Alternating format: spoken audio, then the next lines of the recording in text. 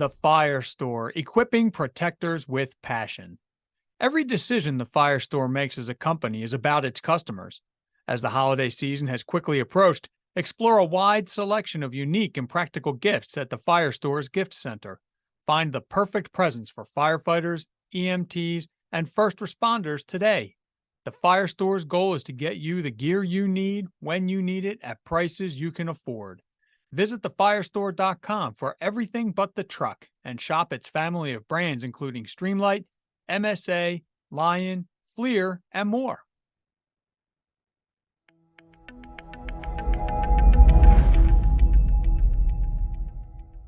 Hi, everybody. Dr. Beth Murphy, clinical psychologist and a retired firefighter. So if you've listened to my show or watched it now, I guess you can, then you know that. But for anybody who is new, that's who I am. I was a firefighter and now a psychologist working with firefighters. And then this handsome man next to me, this is John Murphy, my husband, and some of you may recognize him from what do you guys call yourselves? The lawyer group. What is the lawyer group? The lawyer group is the Fire Court Service Radio, and consists of three other attorneys: Chip Comstock, Brad Pinsky, and Kurt Barone, and myself. Yeah, that's right. You guys are a lot of fun, so I enjoy all of you. We're like you.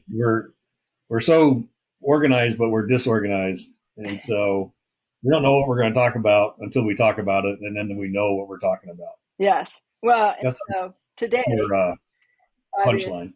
Today, obviously, when I realized that I had the show this week, I started thinking about, well, what do I want to do? And I always have things that I want to do, things that are going through my mind, situations that come up.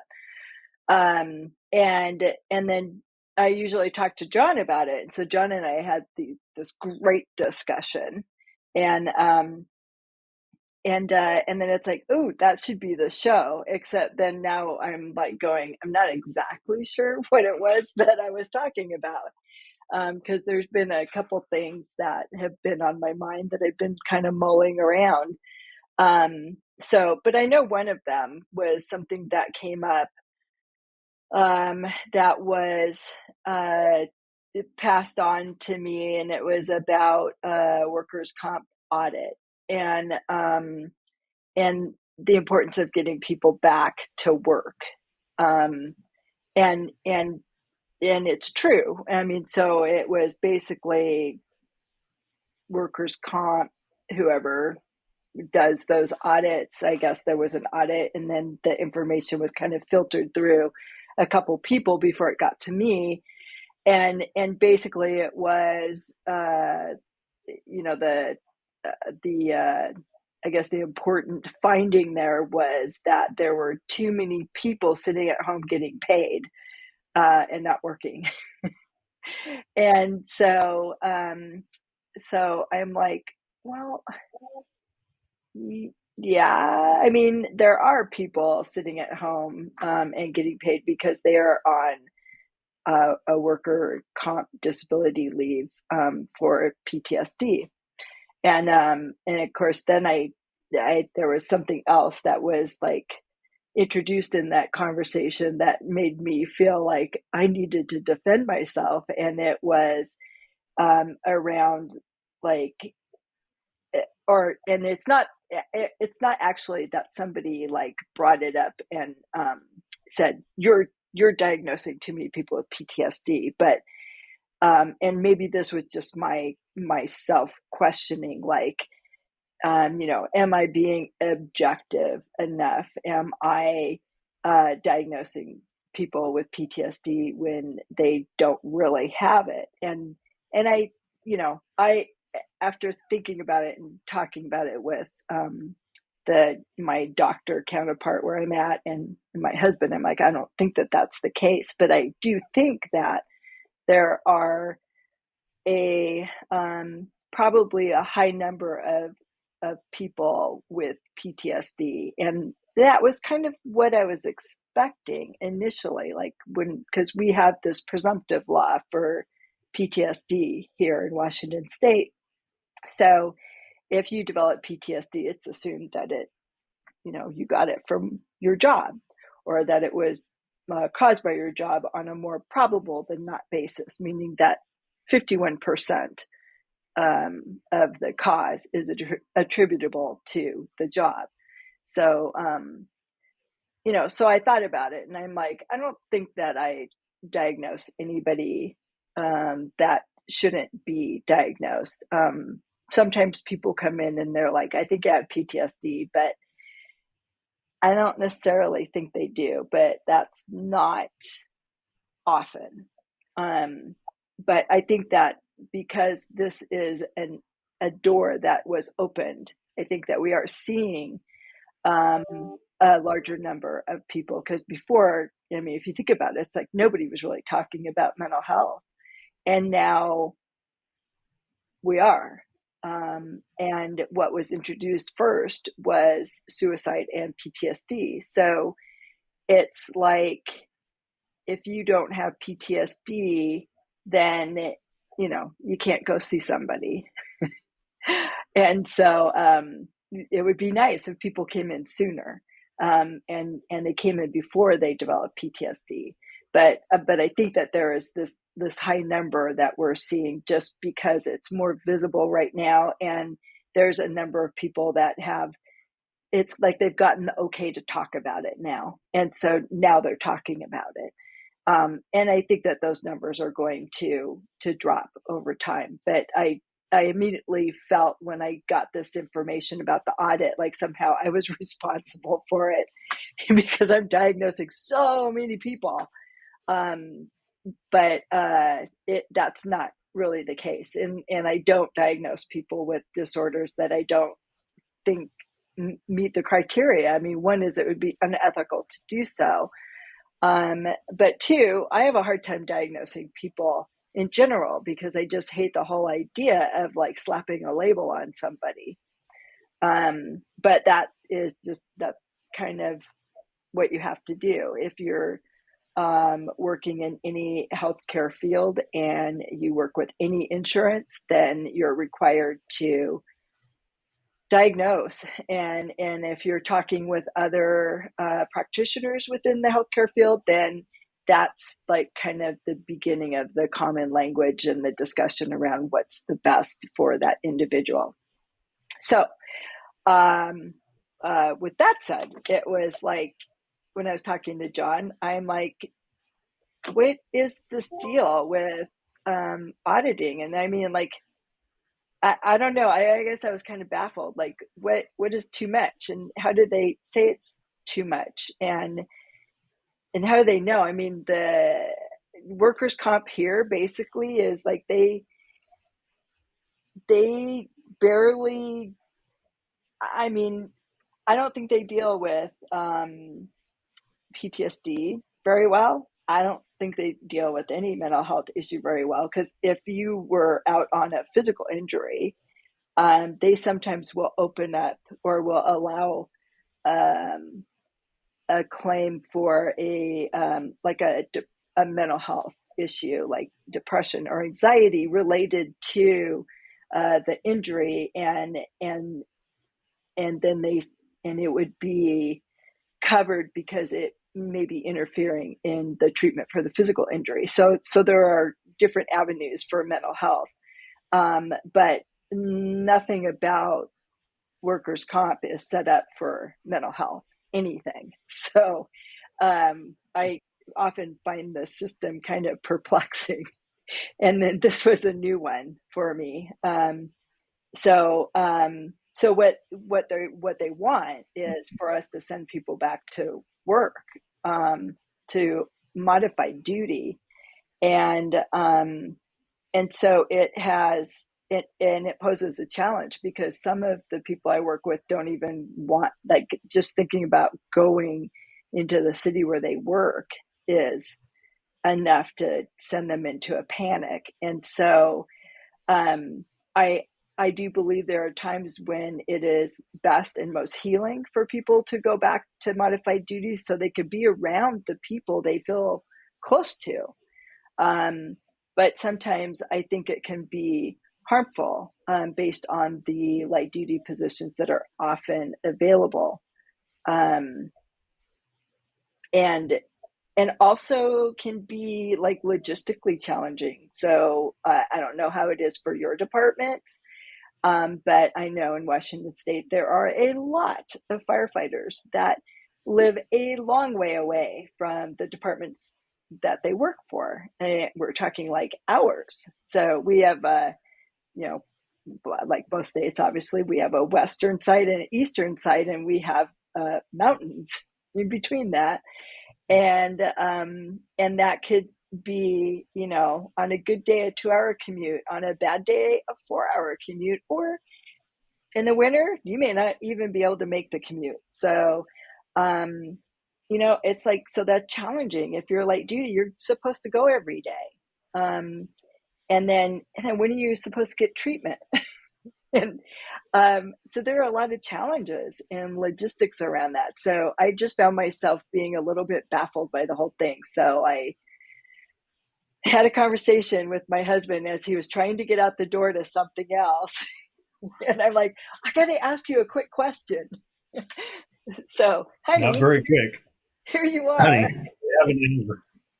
So, and I know like that conversation like led to like several different things, but I know like one of them is like this whole thing around L&I and auditing and so forth. I always thought that workers' comp was created to support the worker that's injured on the job. So that's premise. It doesn't feel like that's really what's going on. Well, I think one of the things is that, Washington State has labor and industries, which is fairly tightly regulated with, through the rule of law and practice and those sorts of things. You okay? Mm-hmm. But there's a lot of like third party administrators of said law, which I think adds some confusion to what the law is supposed to say and then what the law actually says and then how it's interpreted by these third-party administrators, which shall go unnamed, but I think we have a good understanding of what they are. So, for example, if and just to sort of clear the air, I'm a healthcare provider in the state of Washington as a mid-level physician's assistant. I've been doing that for seems like ever, but I think it's like 45 years ever since I got out of the Navy. So I've been steeped in the L&I sort of culture about the whole concept of L&I is to assist the worker in injury recovery, integrated back into work, a return to work program, and then, final release through either medical evaluations or surgical interventions and necessary surgery or whatever it takes to get the injured worker back to work. And then sometimes the injured worker cannot go back to work. They're permanently disabled. And as wearing my lawyer hat, I had a couple of cases where they had injured loggers that were paralyzed after they got hit by a log. And so, the legal argument was, what's the level of disability? And, in general, it's 100%, right? They can't work in their profession as a logger, and they get through this vocational training. And, most of the time, the vocational training, especially if the logger lives in a remote community, there's no job opportunities for them. So there's, zero salary that comes in as a result of that. And then their disability payment, either in a paid over time or a long-term or one-time lump sum, is basically the end of, their relationship with labor and industries. And I don't agree or disagree with that. I think there needs to be a cutoff somewhere. I think where the issue comes in is, say, for an example, somebody comes into my office with a fracture. And we see a lot of people that come after they go to the emergency room. They get diagnosed, x-rayed, and treated, and then they come to our clinic for continuing care and eventually return to work. And so the process is that we basically evaluate them. We contact their employer. We set them up for a series of visits, sometimes physical therapy in our clinics as part of that. Sometimes it's referral out to a specialist, like a hand injury as a hand specialist, or an orthopedic injury as an orthopedic surgeon. Neurologic injury, we send people to the Northwest Brain Center. That's not it. Something at the University of Washington where they deal with neurotrauma and trying to get, and that's a long-term issue. So they try to get people back to work as far as they can. On the injured worker side, when you have an obvious injury, there's I think 120-day period of time that they'll come in and they'll do an audit, quote unquote, to see what the status of the injured worker is. So 120 days is generally 4 months. And so they're taking a look at, if they're not better in 4 months, why not? And so and then they get into this sort of, where they push us as providers to send these injured workers for IMEs, independent medical exams, by a neutral third-party physician to take a look at all the records that's been created from in our organization and outside specialty. The IME doctor basically does a medical evaluation and determines whether some of the claims are, they can claim them as disabilities or on the job, and they get continued care, or some of them are not. So sometimes people will come in with multiple injuries accumulated over time, and so they try to specify what injury is a claimant injury and what injury is not. And so, and we don't always, as providers, we don't always agree with that, but there's a process to appeal that stuff. So, and that's when lawyers get involved, because sometimes the issues are so egregious. So it's like, you need to lawyer up, because you're just getting screwed over by the system, and I'll help you facilitate that process. The issue with mental illness, PTSD, depression, and all the things are the things you can't see, right? So, having depression is not like having a fractured arm. It's just basically an nearly invisible sort of injury that's only determined and detected by professionals like Dr. Murphy and her cohorts, right? The problem is that many of the third party, I hate to say this, but I think that in my, and I'm going live on this, but I think they're into let's protect the shareholder and not the patient. And so there's from my perspective and experience, and a long time, it's like if I wanted to order an MRI, for an example, on a patient who needs an MRI on their knee, the L&I system is more prone to say, yes, let's get them an MRI, because I'll call them up and say, look, this is what I'm seeing, this is the clinical evidence, yada, yada, yada, and so let's get it. The third-party people are like, nah, we don't think so. You need to wait 12 weeks. They have to go through 12 weeks of physical therapy, or they got to go see a physician and, a specialist before we'll honor the request. And sometimes they don't even honor it. I just had a patient come in yesterday. I was working in the clinic who's been 4 months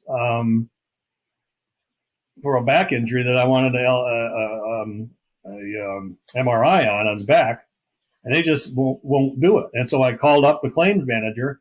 I said, look, and I went through the whole medical component, and the claims manager said, well, that makes sense to me, and so we'll allow the MRI.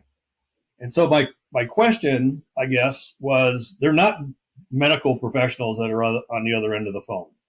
There are some, the ones that work for the third-party administrators are more interested in their shareholders than they are the patient, from my perspective.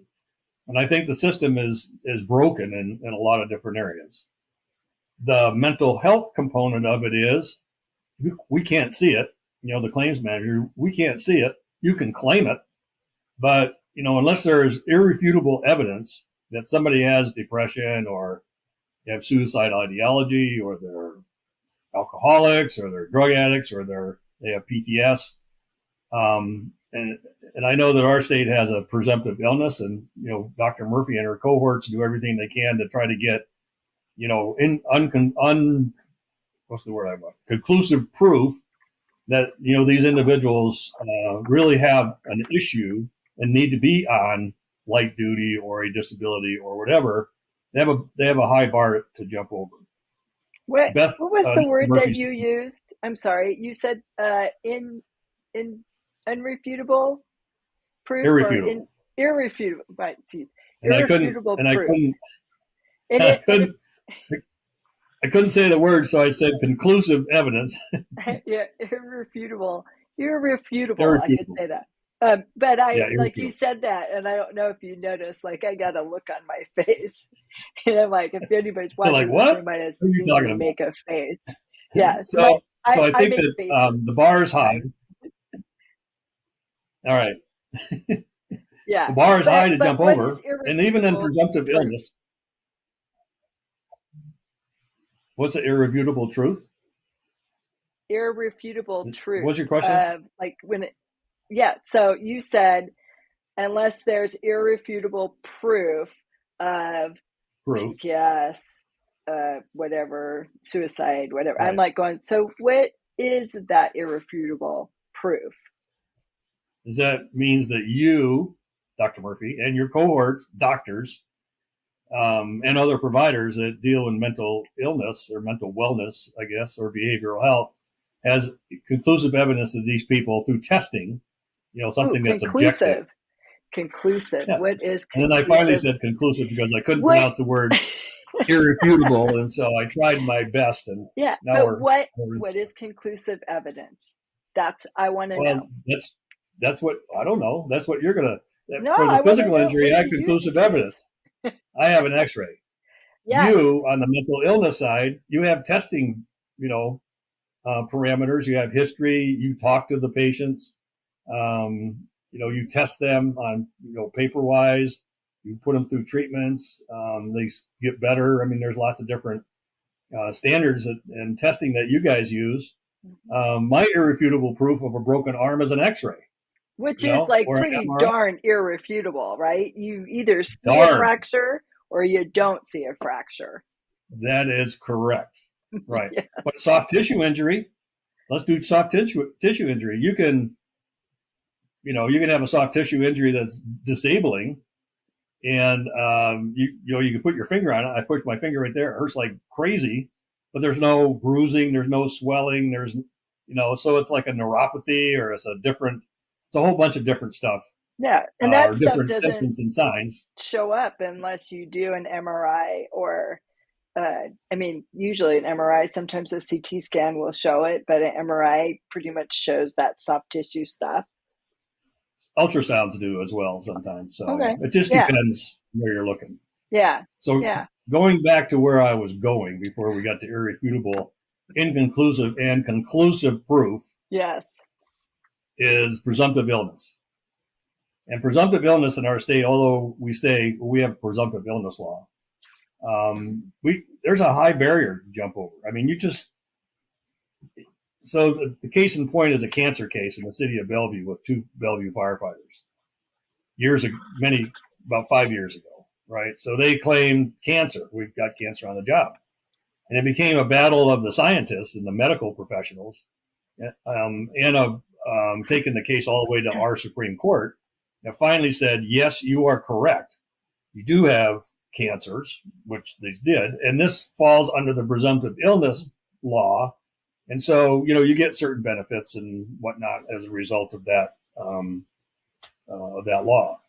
The way that I understand and the way I've experienced the few number of people that have come in for stress and whatnot at work, and certainly talking to you about PTSD and those sorts of things, you have to prove it, right? It's just not presumptive, like the state's going to say, oh yeah, John Murphy's got PTSD, we're going to put him on a disability, and that I can go off on a disability, or I could go to work in a different capacity, or whatever.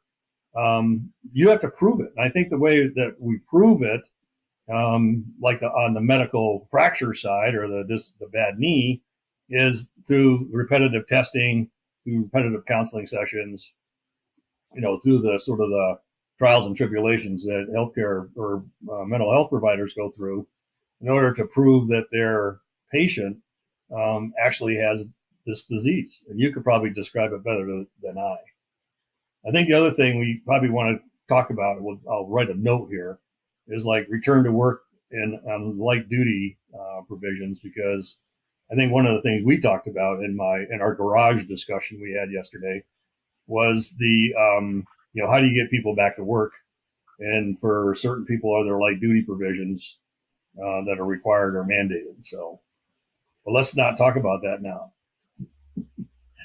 Let's talk about that after we have this presumptive illness discussion about irrefutable proof about people with mental issues. Yes. That's kind of funny.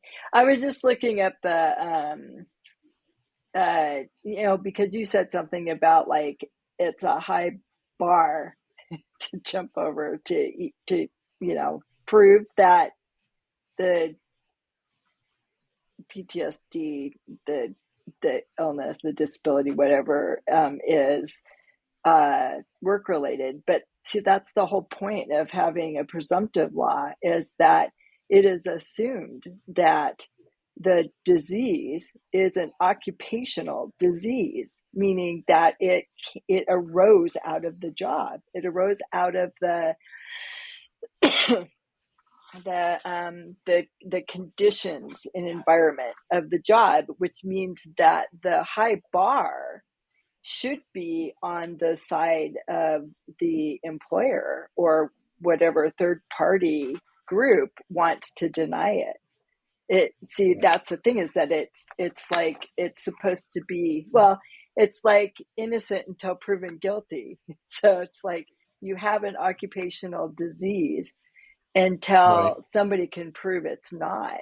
And the high bar is supposed to be on the other side, but that's not how it works. And I think that, I know my experience with workers' comp. I didn't have any problems with mine, but it's like, I also really didn't, when I got to the point where I'm like, I have to get treatment for this, I didn't wait for workers' comp to say, oh, you're okay to go get treatment. I took control. And I think, and I don't know, maybe I was lucky when I went through the system. Because my department had a third party insurer, and I know that I've heard complaints from other people that had dealt with them, so it's like, I don't know. Maybe I was just lucky going through it, but I also took charge of my care. And I don't usually like to bother people, but when it came to my need to get evaluated and get treatment started and get back to work, I am a pain in somebody's neck somewhere. I think I've seen that guy in my clinic. So probably yours too. So right. So I think that one of the things, Dr. Murphy, that we need to understand is that there's my obligation, I think, as a provider, and yours is as well, is to present the presumption of illness, right? Presumption is these people have let's just say PTS, they have PTS. And the presumption under the presumptive law is that there's a presumption that they have this disease that they caught on, that they obtained while on the job. But then it goes, it's like tennis, right? You whack the PTSD tennis ball across the net. And on the other side is the other side has to prove it's not. It's what's called a rebuttable presumption, is that they can rebut the presumption issues that you're presenting to them. They can say, no, it's not on the job. The person they can't, but illness. Yeah. And you're right, but it's like, but that's not what it's supposed to be. I know it's not supposed to be, but and I have to say, like, you're saying PTS, and so I think we need to like clarify some things here. So you're talking PTS, meaning post-traumatic stress. And I'm saying PTSD. So the presumptive law applies to PTSD. So you have to have a disorder. So post-traumatic stress disorder. And the disorder comes from the fact that it interferes in two or more areas of your life. So like it makes it so that, you're on the verge of a divorce at home. You can't engage in any of the self-care strategies that maybe you did before, or your hobbies, whatever. It's like you can't do anything enjoyable. You can't work, or you go, but you can only do it if you like shut everything down. And then even then, you're probably not the safest to be at work because your judgment is often impaired. But anyway, I just wanted to make that distinction for anybody that's listening. So I said earlier, it's like, I don't like to diagnose. I don't like to put that label on people, but it's like when we're dealing with diagnosing and working with any insurance, including workers' comp, we have to go off of what the DSM-5 says. And PTS, interestingly, post-traumatic stress is like everybody experiences post-traumatic stress. Like nobody's immune to that. It is a completely natural response. Essentially, that's our fight-flight response. So when you're exposed to anything traumatic, you're going to have a reaction. You can't do anything about it. And then you may notice that you experience some of the symptoms that show up in the DSM-5. I always mess it up. The Diagnostic and Statistical Manual of Mental Disorders. So it's like. So when you say, and I know you're saying PTS because I know that there's a big thing about trying to change the language and not call it a disorder because everybody bristles at a disorder. And I'm like, it's a word and it's, I don't know, like a necessary evil or whatever. But people are like, well, but it's an injury. And it's like, well, it is an injury. And we can actually use those terms. We can call something a post-traumatic stress injury. And that is what people who have less than 10 years on the job can qualify for a workers' comp claim. So if it is, like they went to a call that was just so horrific and it impacted them in some way. And so that they were having all the symptoms of like PTSD, or they had some response and seemed like they got better, but then 6 months down the road they start really struggling, and now they're like, I don't know what's wrong with me, because like they didn't have anything recent happen, but they had this one event that was within the past year. So it's like under those conditions, then they can file a claim for a post-traumatic stress injury.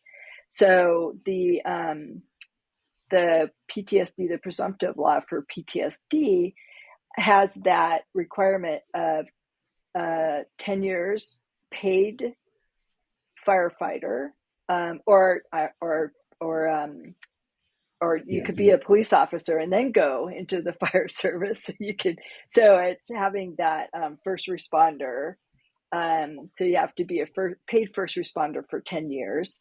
And it could be like different departments. So you could have 5 years in one department and then 5 years in another, but the caveat is you have to be paid.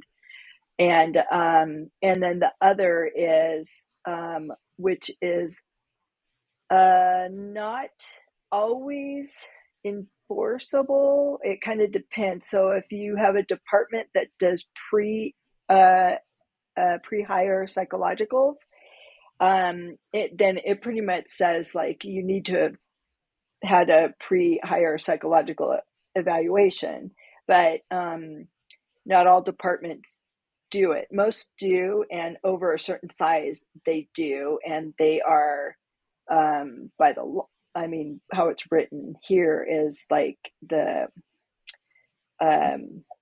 wording says that any department that has over 50 uniform members needs to be doing pre-psychological or pre-hire psychologicals. And I think for the most part, the departments here do that.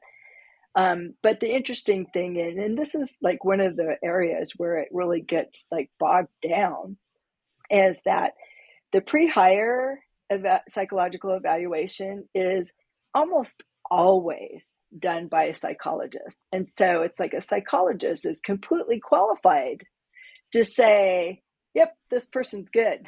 They're good to go.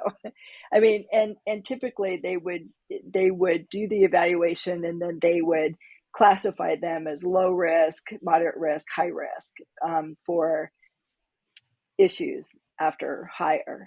So it's not like the psychological evaluation provides like a diagnosis, but the assessments that are used are the same assessments that might be used to diagnose somebody. So, but basically is basically saying this person is basically free from a disorder, or if they have one, we're not telling you, but we're telling you a risk associated with hiring this person. And so a psychologist is completely qualified to do that.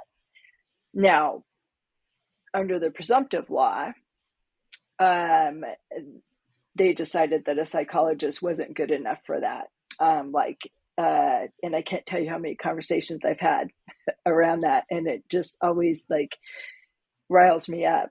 Like now all of a sudden we're not qualified to diagnose. Like we can't recognize that this person has PTSD, and we can't even begin to figure out what kind of treatment they need. I mean, that's basically the stuff that gets said. So the PTSD presumptive law requires the involvement by law, the way it's written, a psychiatrist or a psychiatric nurse practitioner, and they need to be involved.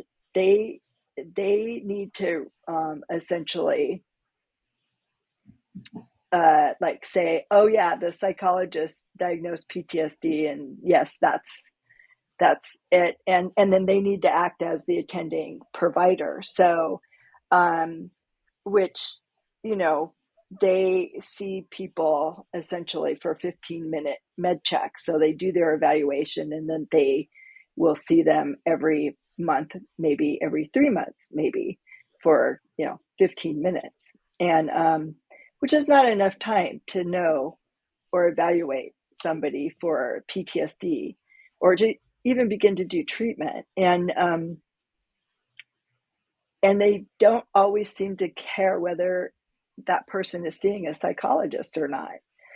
And then their criticism towards psychologists is that, well, we don't know when they need medication. And it's like, that's just not true. One is like our whole education is about diagnosing severe mental illness and recommending treatment. And the research still supports the treatment with the greatest efficacy is the combination of medication and therapy. So, and those therapies have like changed a little bit in what is considered the best therapies, particularly when you're dealing with trauma. So, it's like we recognize that. And the thing that we have a hard time with is that most of the firefighters that we as psychologists might work with, they don't want to take medication. So it's like, even if we recognize that medications could be beneficial, they don't want to take it. So then we have to figure out, well, how do we support this person? So, so basically the way the law is written, it already puts a hurdle in place, because one is, no matter how many psychiatrists and psychiatric nurse practitioners are listed on the workers' comp site, there are not that many that are actually practicing for a lot of reasons. One is they could have just been a one-off where they had a patient and they acted on the behalf of that one particular patient as an attending, or they could have even been like a referring provider. And so then they end up in the system. They may have practiced, but no longer practice. They may just flat out practice but not deal with workers' comp anymore because there are there are a few extra hoops to jump through.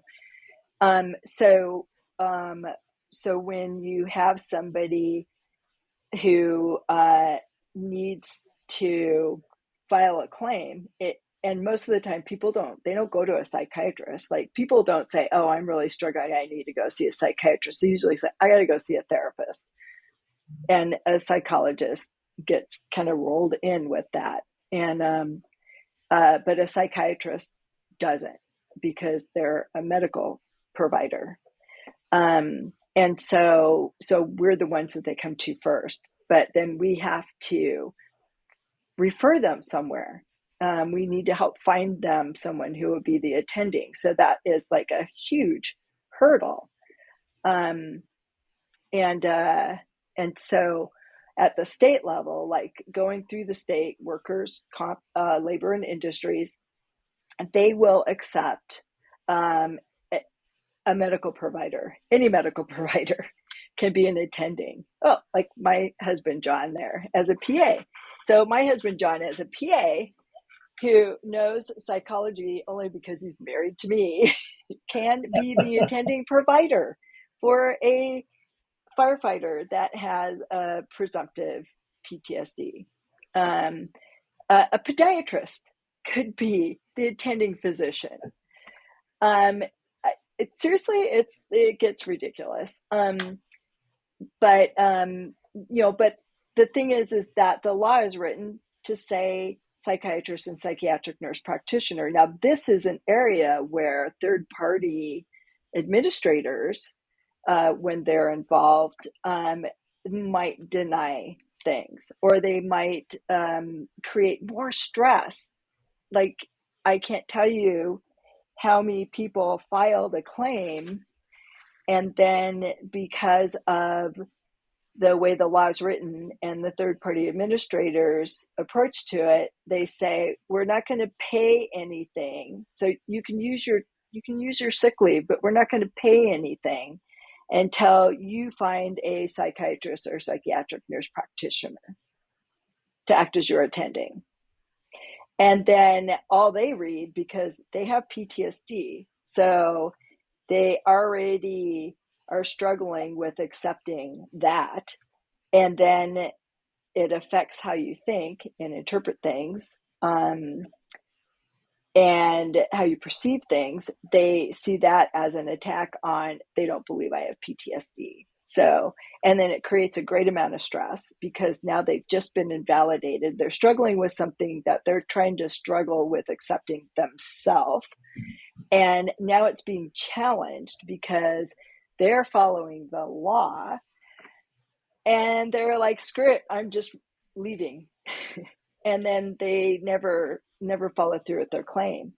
They never fight it. And the thing is that they're being forced to fight at a time when they don't have the capacity. They don't have the capacity to work, to go to the fire department, to a job that they one time loved. They don't have the capacity to go there and do it anymore. And now they have to fight to prove that they have PTSD, and to find the unicorn provider, because that's what it seems like. I had a client who called 80 psychiatrists and psychiatric nurse practitioners, 80, before he found one. That is unconscionable. And he, at least cognitively, was working at a higher level than most people are when they're struggling with PTSD. And so that it becomes an insurmountable thing. And then there are all these forms, and every time they get a form, I get a phone call because they're in a panic. They're like, they're screwing with me. They don't believe me. They blah, blah, blah. And then I'll read the form and I'm like, oh, this is pretty standard.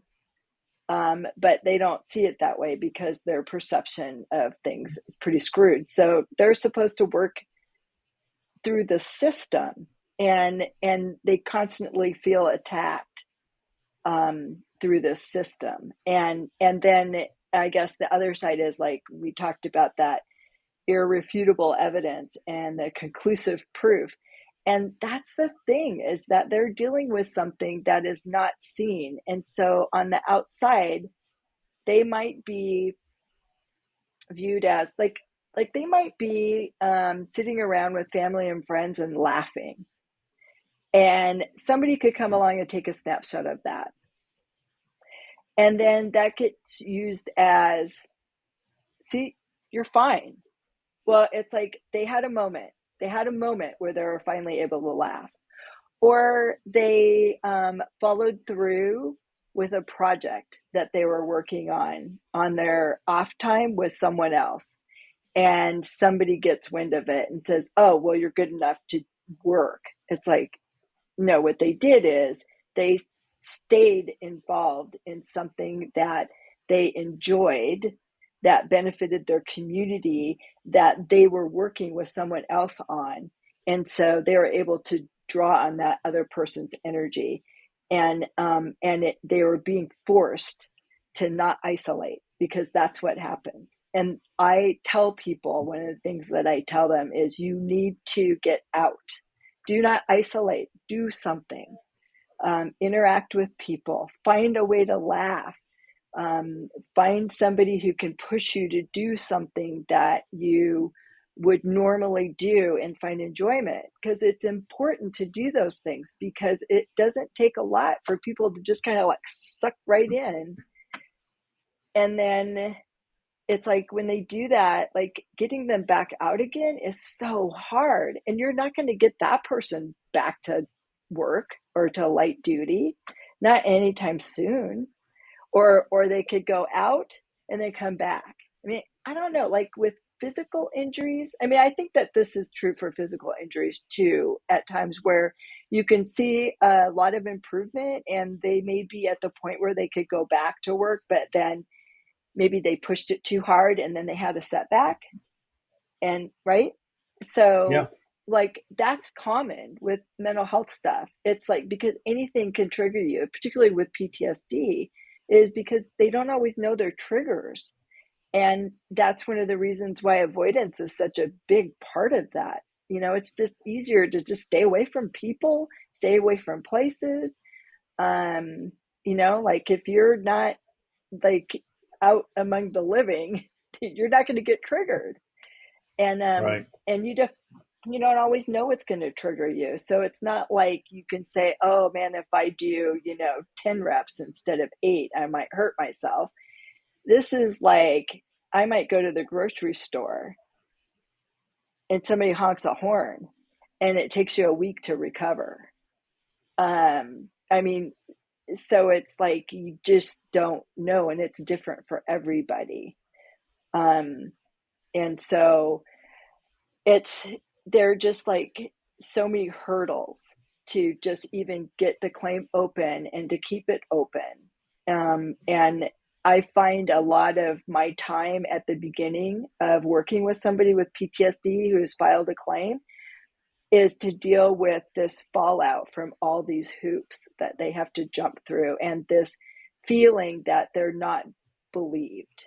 And then they can become quite cynical and can almost sound conspiracy theory like, conspiracy theorist like, where everybody's out to get them. And in a lot of cases that's not true, but I do know some cases where that might be, because sometimes there are people in the organization that believe it's time for somebody to leave. And so, they will push. And when somebody's struggling with a mental health issue, it's like they don't have much reserves to fight that. And they misread and misinterpret things. And they take it as a challenge on what they're experiencing. And again, this is something that they're probably struggling with accepting themselves. Like, how could I be feeling this way? How can this cause me to act this way or feel this way? Or how can, like, I should just be able to think my way out of this. And it's just not true. It doesn't. It's Well, that's not the that easy. resiliency, Yeah, I the mean, but resiliency of the firefighter. So yeah, I thought but you brought up a good firefighters point about, are resilient. They really are when they go into the fire service. Firefighters are some of the most resilient people, which is why they're able to do so much, see so much, and operate at such a high level until they can't. And there's a lot that goes into that backside, but I mean, they go in with a tremendous amount of resilience, and they deal with things that most people don't want to, and and aren't able to, and would in all likelihood have one exposure to it and develop PTSD. Firefighters can be exposed over and over and over again, and and not that they're not affected, but it doesn't lead to PTSD. I mean, it's like they have to figure out what to do with it, which is part of like why I'm here. It's like I don't want to always talk about like this is the bad stuff, but it's like, well, these are the things you can do. There are very, I don't want to minimize things, but it's like the things that you can do are relatively simple. It's just that we're not taught them, and we're not supported in doing those things. And that's the thing. It's being taught, having the tools, and being supported. So anyway, sorry. Go ahead now. What you were going to say. You're like, how do I follow that? how do I follow that? With a drum roll, please. I think that, one of the things that you brought up sort of 4 or 5 minutes ago was like returning to work, getting people re-engaged in society where they want to isolate and they feel better alone and they're really will be worse off. So let's take this in two stages. One, the whole mantra about the L&I system is to get people back to work. Right. And so when I have somebody come in with a physical injury, I usually do a return to work form. I usually get a job description from the employer, and they tell me what they can do. And so, or they don't tell me, they tell me what their job is. And so I try to create a return to work form that allows them to return to work, because there's an economic impact to the injured worker if they're not working. And that, and so if we do a light duty provision, then they can return to work. They can work in a limited capacity, go through physical therapy or work reconditioning, or that sort of stuff, or surgery or whatever it takes to get them back to work. But at least they're interacting with people at work. They're productive. They're earning an income. And a lot of people that I see, unfortunately, are single parents that, and mostly women. A lot of women come in who are injured on the job because of it's high repetitive activity, long hours, 10 to 12 hours a day. And some employers don't have light duty, and they're not required under the law to create light duty if they've never had light duty before. So if you work for a large multinational company, whose name we shall not mention here, they do have light duty provisions that will accept people to come back to work. But they're not very accommodating in the workforce on what their light duty requirements are. So, excuse me. So then they develop other injuries. And so you're compounding a problem that, should have never been compounded if you just paid attention to what I told you to do, but they don't. Sometimes we'll have people go back to work if you're working a 14-hour shift or a 12-hour shift, that you can go start out by working 6 hours a day doing a job. It's not necessarily the job of injury, but it's a job. And so, and I always call up, the safety supervisor or somebody HR in the department and say, look, I'm going to return, Murphy back to work. He can only work 6 hours. He can do these sorts of things. Can you accommodate that sort of limitation? And they go, yes, we can. How long are you going to be doing it for? And I usually give them some time periods. Like it'll be for a couple of weeks. We're going to get him into physical therapy. He's going to go to work hardening or work conditioning, or he's got surgery. So he's going to be out for 6 weeks, not being able to do anything. But for the interim, he can come back to work. I think one of the things, and it usually, it works, and sometimes people will come in and say, my employer doesn't have light duty. They won't bring me back to work because they got nothing for me to do, and I'm sitting at home chilling. And so there's an economic thing going on here that, does labor and industry pay part of their salary? Do they combine time off or PTO with the organization if they have any? And unfortunately, you don't see this in a lot of white collar industry. You see it all in blue collar, where people are working hourly and, they're living paycheck to paycheck. So this is a huge economic deal. For people that have PTSD and you try to reintegrate them back into a workforce, the question is, how much of a conversation do you have with the employer? So we all have a pretty good idea what a firefighter does on the job, or an EMT or a paramedic, because we've done it ourselves. And so, engaging in a conversation with the employer is, how much medical information can we tell the employer? So can we tell the employer that, old Murphy's got PTSD, we need to return him to work in some capacity, but he can't do this, he can't go on that call, he shouldn't be at that station. Are there other activities that he or she can do, like fire marshal's office, or inspecting, or work with the building and codes department, or something that's non-combat that doesn't put them into a stress situation?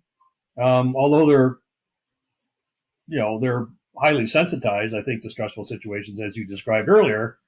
But, how much of a conversation should you engage in, I think, with the employer, saying, what do you know about, Murphy's condition? Is that a question you can ask? Yeah. And if they say, we know everything.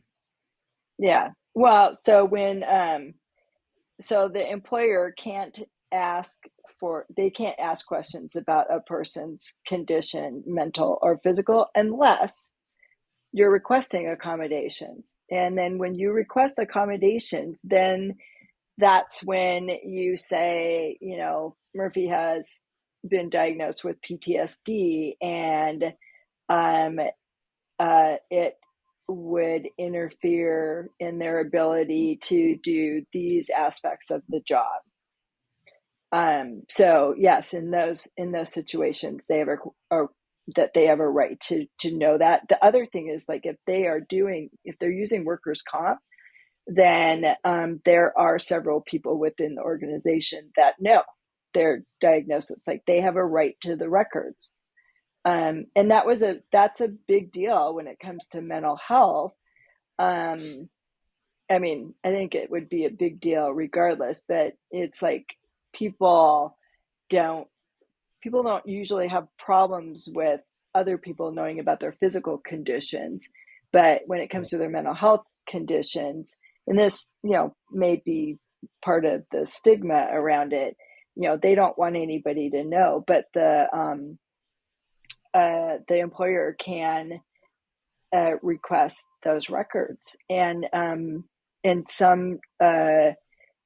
some departments, like if they have the third-party administrators, it's like they act only as, they're just administrators. So the records might go to them, but they ultimately end up with the employer, and the employer can request those records, whether it's through the state or they're self-insured. So, right. But then there are a very limited number of people that are eligible to know, or to have access to that information. And this is something people probably don't know, but for every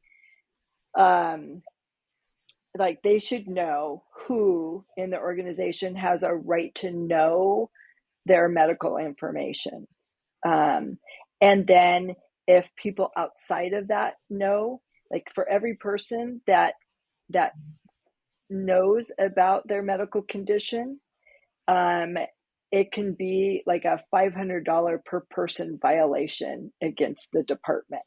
So it's like, if the chief can know, and one of the deputy chiefs can know, and one person in HR can know, then if there's the other deputy chief knows, that's $500 that gets paid to the worker.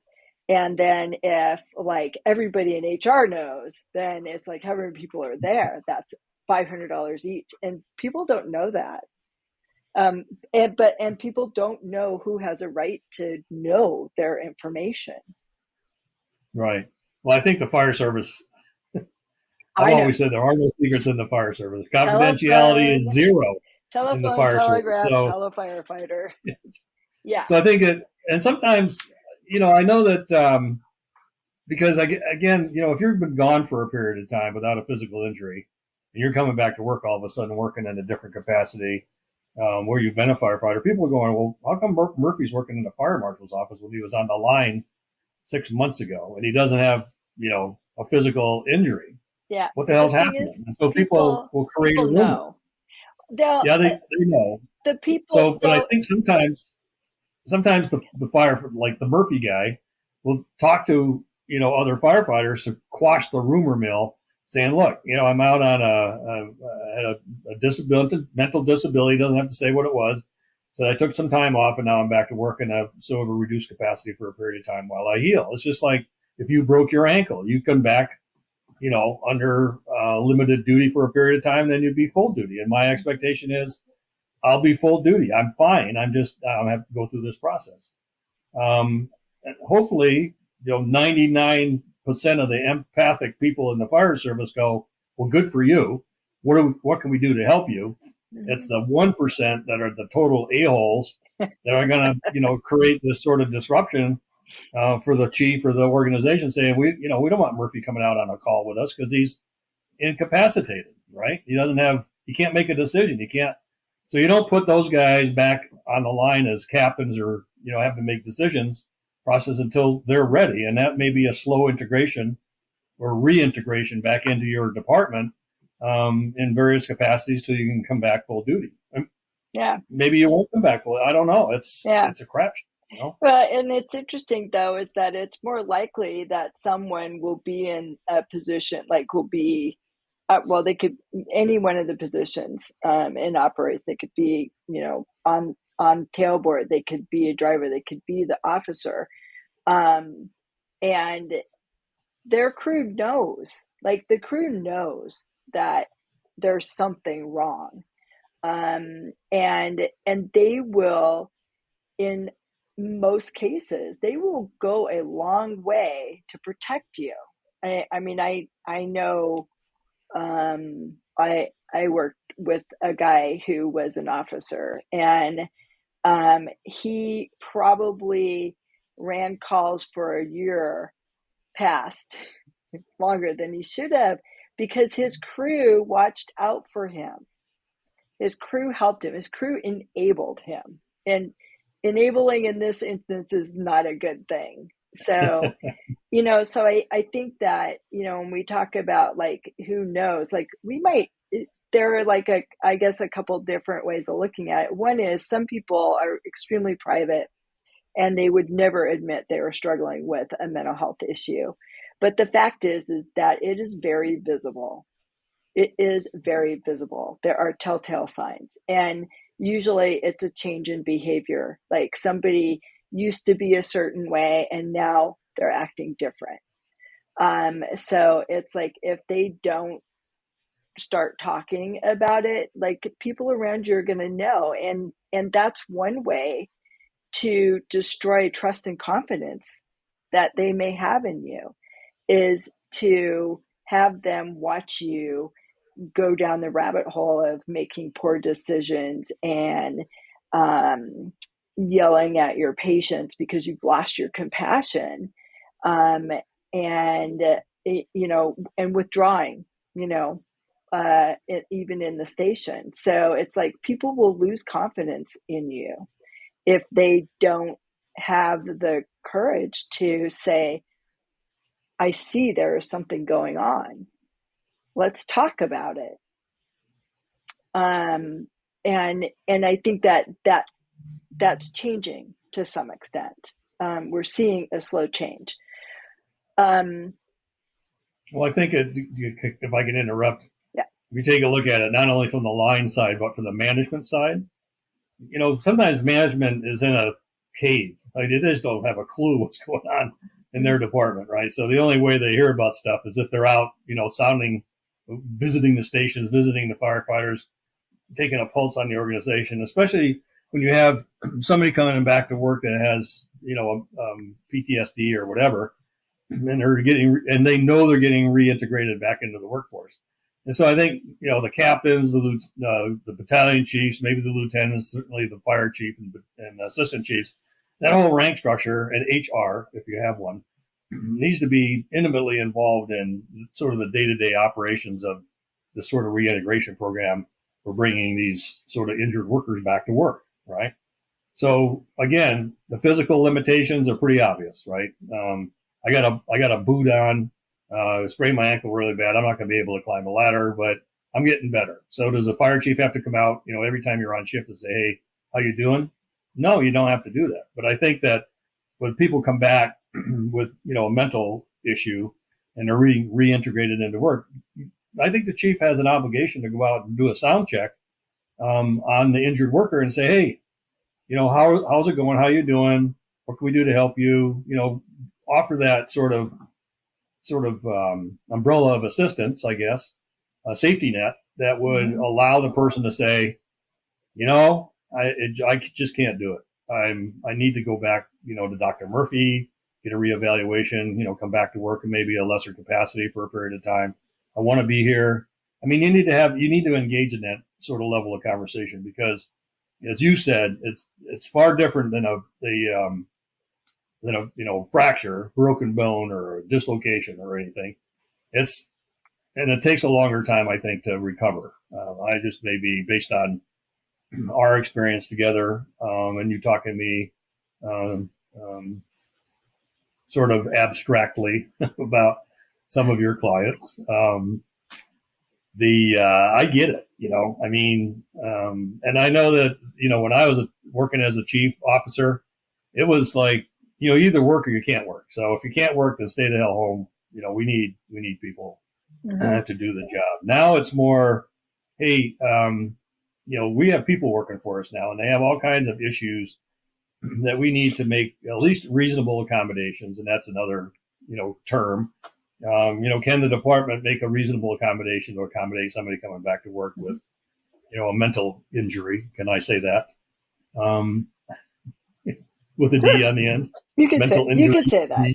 You could say that needs to have a lot more compassion, and I think that the departments need to be more flexible in, and I hate to say this, but you bought it, you own it, right? So you bought the firefighter, you own the firefighter. And so it's like, you got to take care of the firefighter in order to, help that person get through their crisis. It's probably the only major crisis they'll ever have in their lifetime.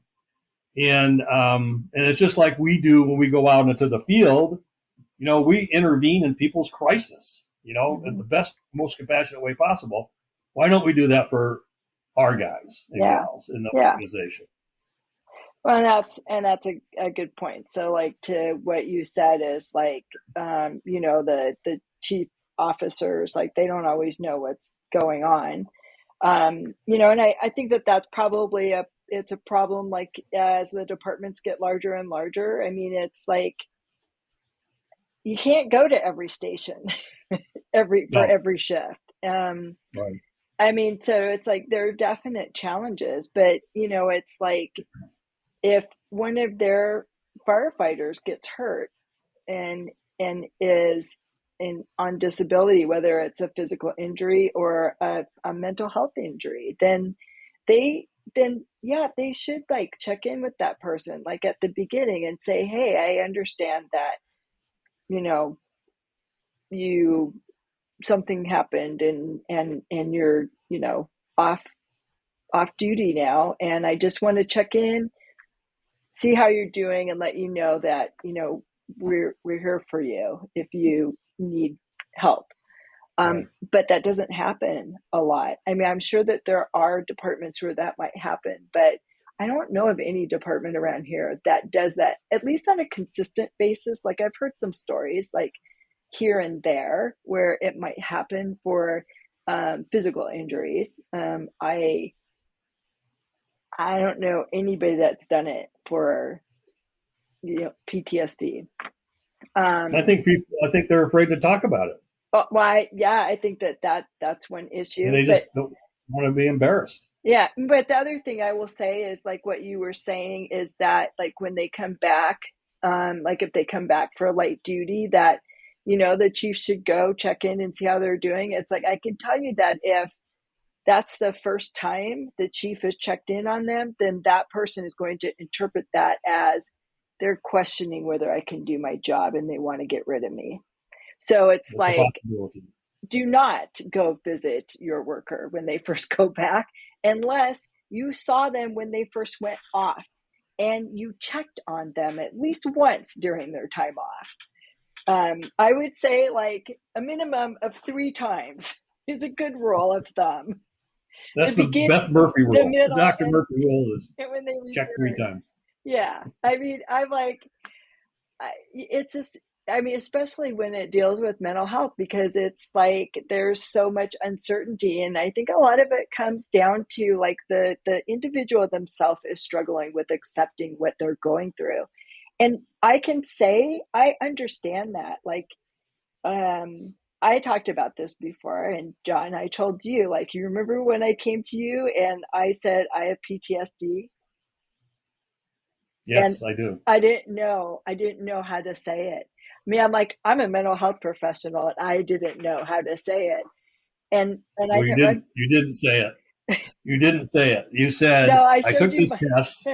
Yeah. And so you went through all of the deal, and I looked at you and I go, is that you? You go, yes, I have PTSD. Yes. I'm going, okay, I already knew that. No, I didn't know that. Yeah. I know that, there, yeah. But I think that, you knew that there was sort of the disclosure was a shock, but you sort of went a roundabout way to get to tell me, but you told me all these symptoms that you found on this person that you were evaluating, and that person was you. Yeah. So, yeah, it's a lot easier to like talk about somebody once removed, like my friend. I have a friend. Yeah, but it's hard, and it's like I'm a psychologist. I know all this stuff, and I still find myself like questioning. I mean, I definitely, when I was like in the midst of all that, just like questioning, like, is it real? Is that for real? Am I like making this up? Do I really feel this way? Why can't I just think happy thoughts? I didn't go quite that far, but yeah, I mean, I questioned. And so it's like, so people are struggling with just like coming to terms with this as an issue. And it's hard to find the words. Clearly, I said, here, look at this. I'm like, look at this sheet of paper.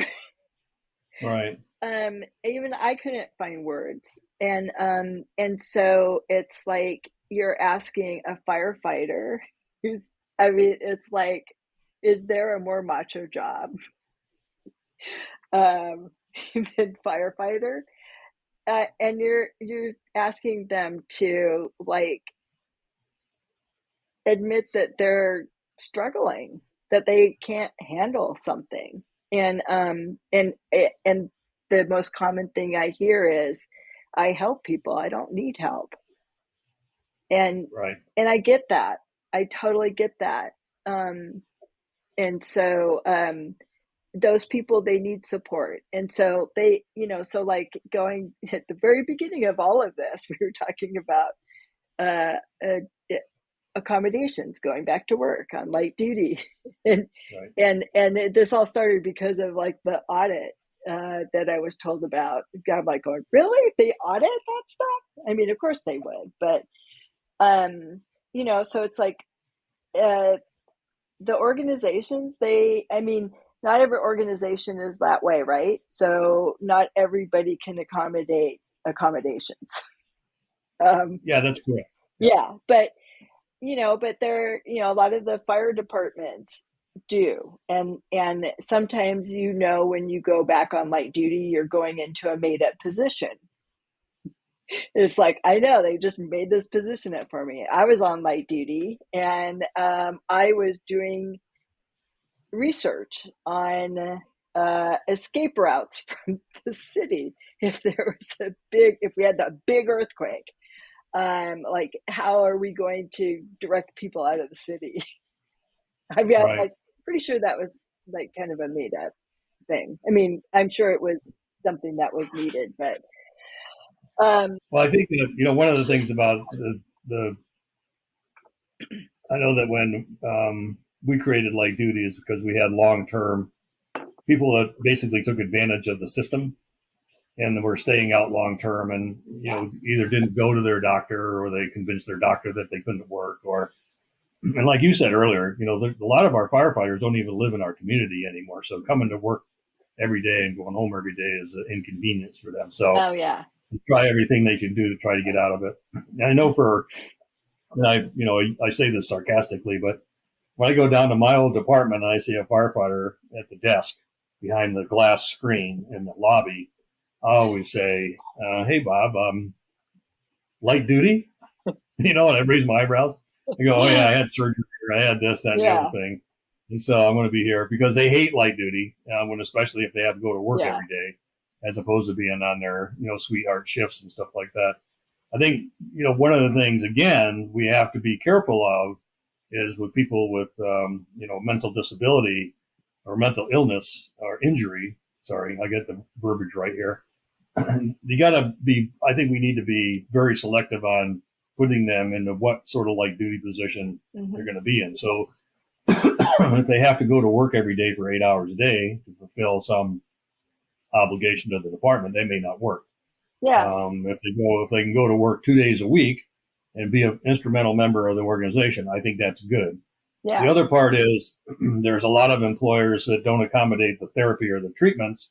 So if you're putting back on light duty, now I always caution, and I write on my return to work form, that if they work a 6-hour shift, as an example, then they, in an 8-hour day, 2 hours of that is going to physical therapy, or 2 hours of that is going to work hardening or work conditioning, or 2 hours of that is going to their therapist.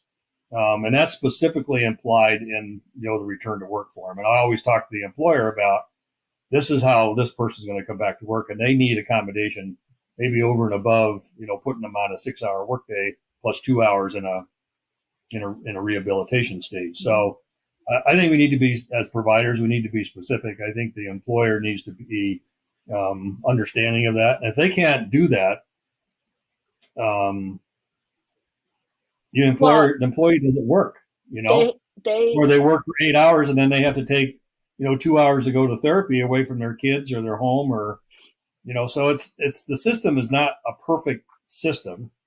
I don't think it ever has been, and I don't think it ever will be, because it's human nature that interferes with the process. And so I think, and especially if you're focusing on somebody who has a mental injury, it's even harder to describe the needs and necessities to get them healthy to go back to work, still under therapy. I mean, this, and you've always said that PTSD is not a terminal disease. It's a period of time in your life that, it occurred, through therapy and other modalities and that sort of stuff. You'll get better. But I think, we as employers, and certainly the system, needs to make sure that these individuals have every opportunity to get healthy and get back to work. Yeah. The other part of it is sometimes they're not going to be able to go back to work, and that's a whole nother issue, is how do you get to that decision that you're so disabled because of your illness or your injury that you can't go back to work. And for many people, that's a killer. I mean, if I can't work now, what am I going to do? Yeah. Because I've always wanted to be a firefighter. I'm not going to go flip burgers in McDonald's. Yeah. So you've created another stressor for people that maybe needed a more aggressive therapy on the front end. Yeah. Well, and you just brought up something else, is that our state does not, I don't know what it's called per se, but it's like for like if an employee has to retire or leave because of a disability, and they are eligible.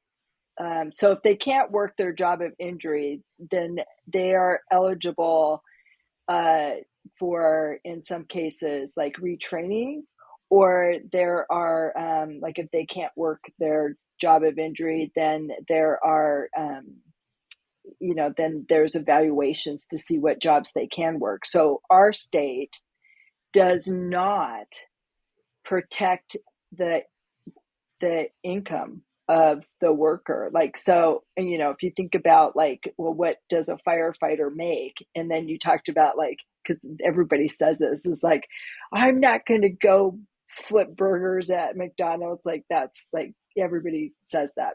But the reality is that if that was the job that you had, like if the only job you had before becoming a firefighter was working at McDonald's, then they're going to go, well, there's a job you have skills for already, so you can go work that. Well, you don't make anything near what you made as a firefighter, but in Washington State, they don't protect you in that way. Some states do, like they will not suggest a job for you or retrain you for a job that is not close to what you were making in your job of injury.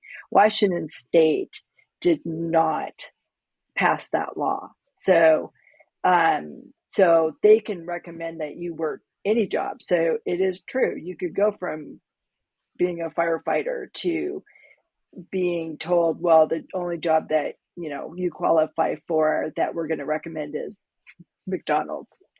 I don't think that they would do that, but they could.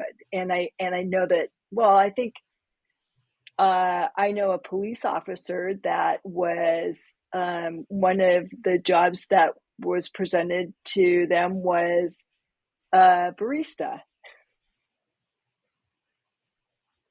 Barista with a gun? Yeah, no gun, but a barista. Oh. Yeah. I mean, it was really insulting. And so again, it's like you have somebody who is not thinking their clearest, their interpretation of everything is through a lens of trauma and PTSD. So they hear this, they see this, they take it as an attack. And well, one of the things that the state of Washington does, one of the things the state of Washington does do is they, at some point in your recovery period, if it's a bleak outcome, you're not going to be able to go back to the job of injury. They do have vocational counseling services at this level of the state to see what you qualify for. Yeah. So I think that's a feel good thing for the state to do, is we're doing everything we can to preserve your right to work, but it's not going to be probably at a salary level that you're used to, working under now.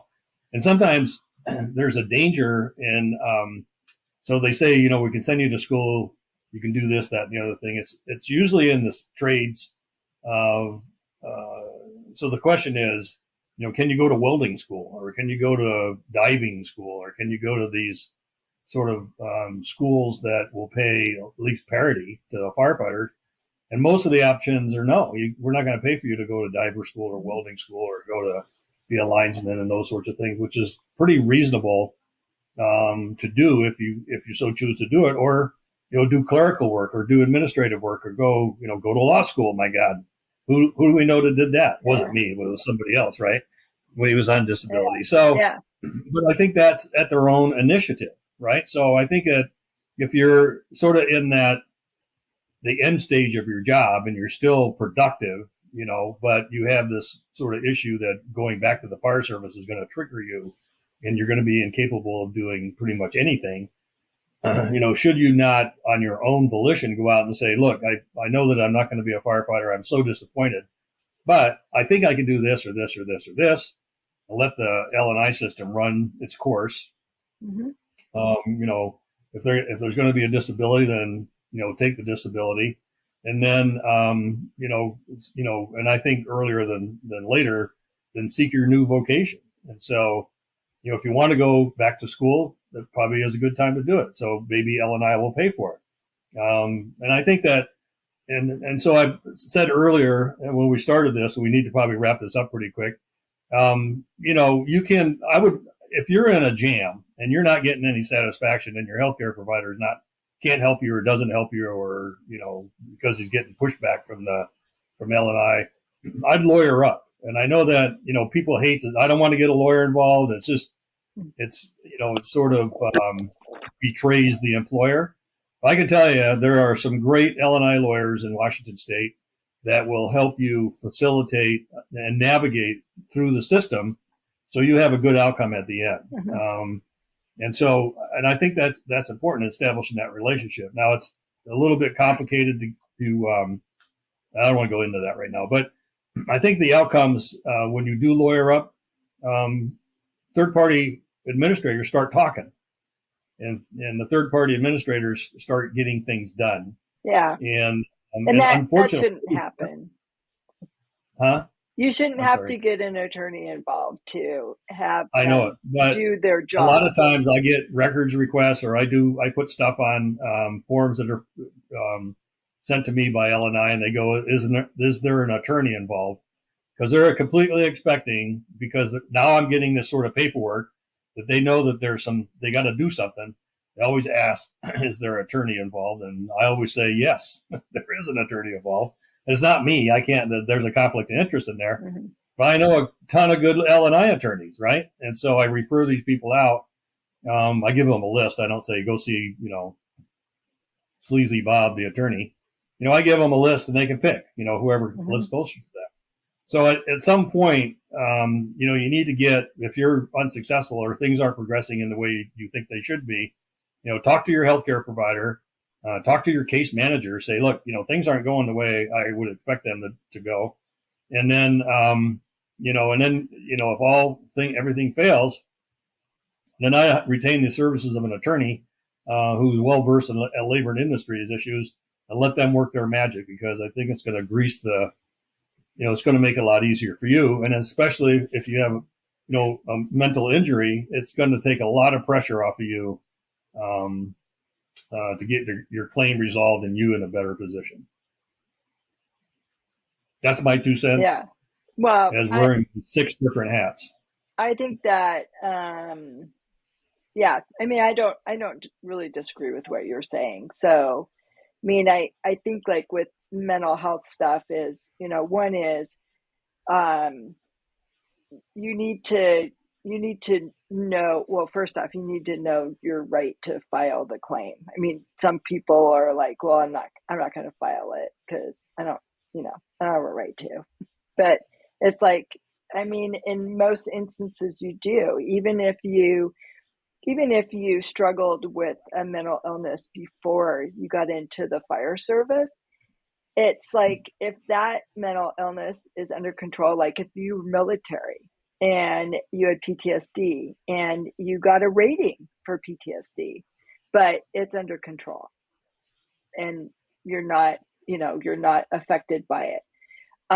Then you go into the fire service. So the fire service does not have, or it didn't. We're trying to change that, but it really didn't have the support to support people that had mental illness coming into the fire service. But it's like, it doesn't matter. Maybe it was PTSD. Maybe it was a bout of depression. When you're younger.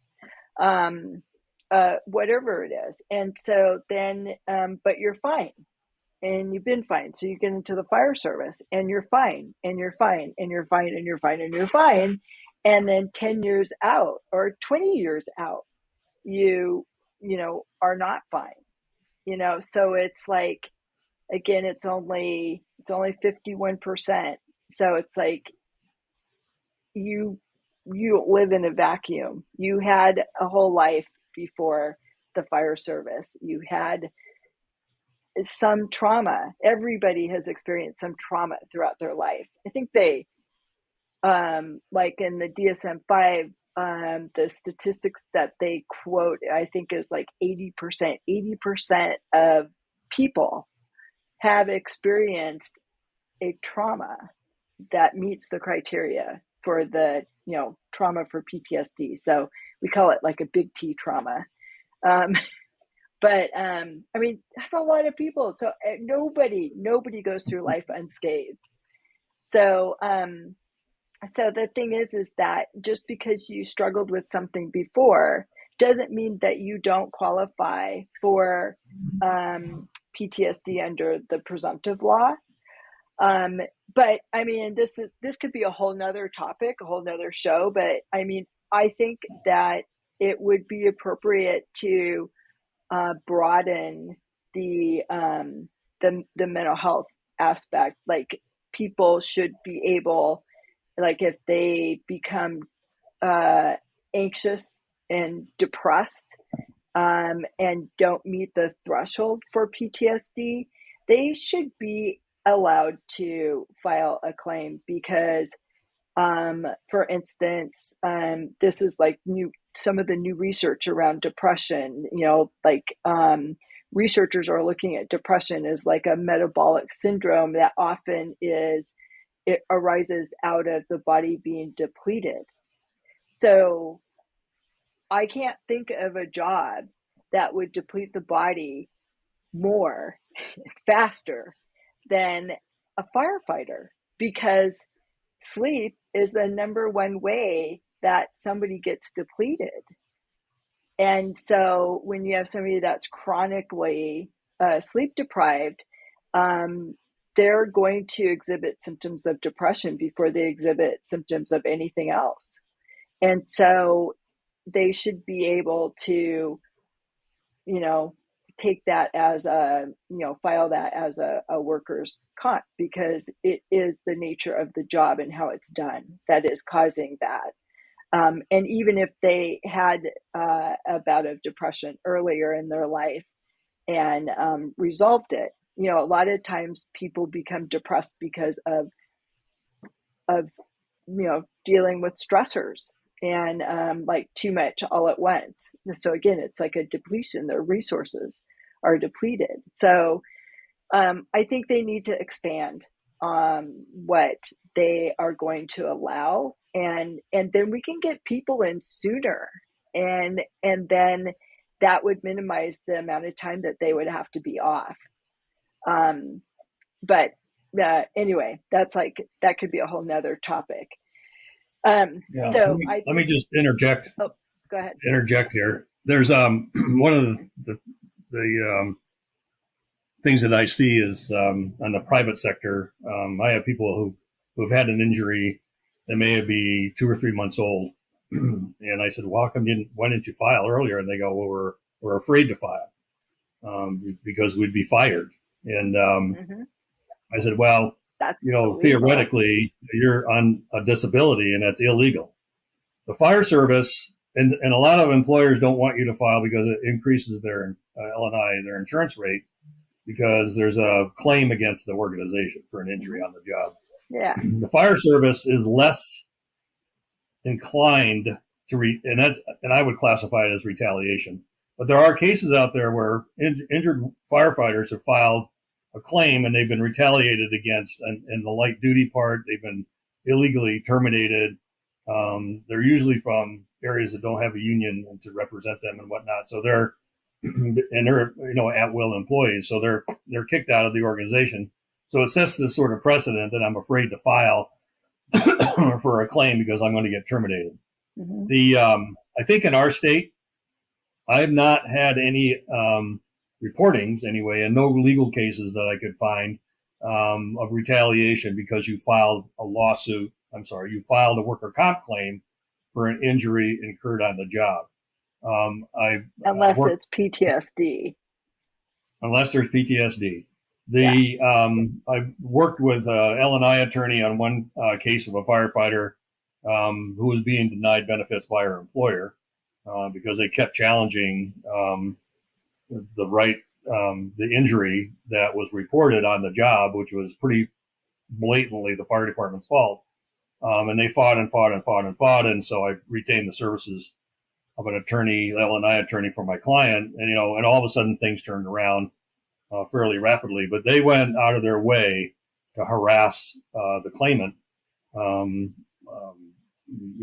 at home and while rehabilitating and driving around town and, setting up this sort of investigative services to follow the client everywhere. It was like intimidation. Yeah. And so, I think that happens. That's a rare occurrence in Washington State. Yeah, it's not as rare as I don't want to say it's a common occurrence everywhere else.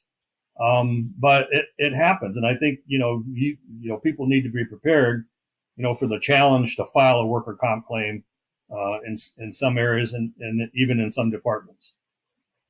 That's all I got to say. Okay.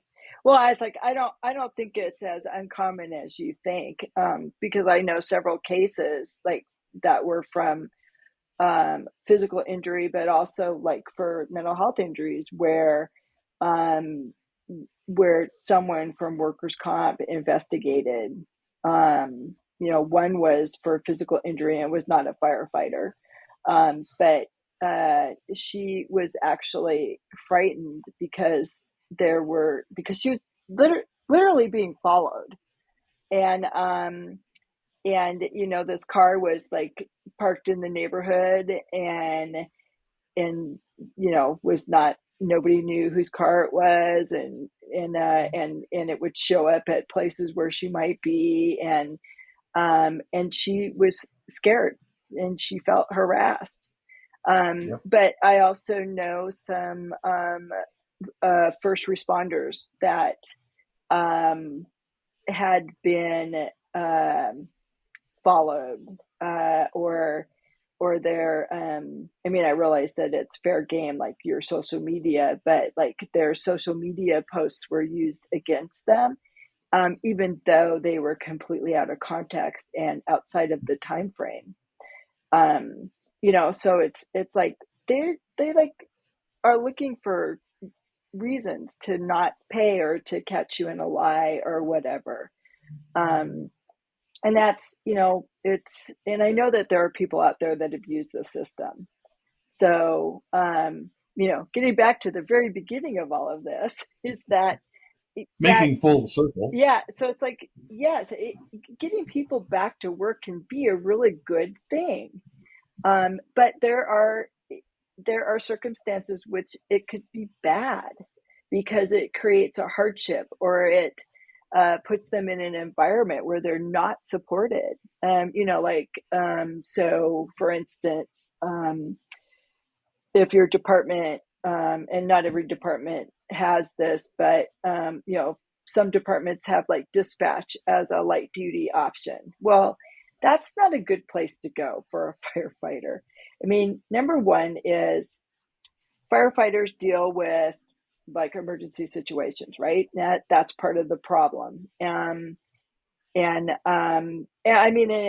good and bad, obviously, is like they can deal with that. It's kind of like the after, like they don't know what to do with it after, and they don't really get the support for that. But regardless, it's like you can deal with a lot of stuff because you go out with your crew on this call and you deal with whatever you got to deal with, and whatever you're faced with, you're there with your crew. And in most instances, your crew is like your second family.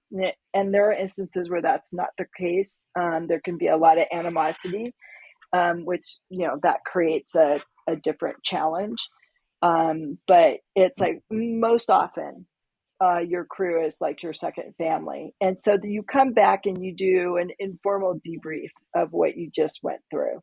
So you sit around the beanery table and you talk about the call. And then you go out for another one. So it's like you're going through it with someone and you're able to talk to that person to some extent about going through that. Maybe you're not talking about your feelings, because I've been told many times I'm not going to talk about my feelings, but I can guarantee you that they do. I've even made people cry. So I was always told that you did a good job as a psychologist if you made somebody cry. Well, you made your whole class cry at FDIC one year, so I think you did a hell of a job. It was a great job, and it spurred I know it spurred one individual on to do some pretty amazing things. So I like to, think in a small way I contributed to that. So, but anyway.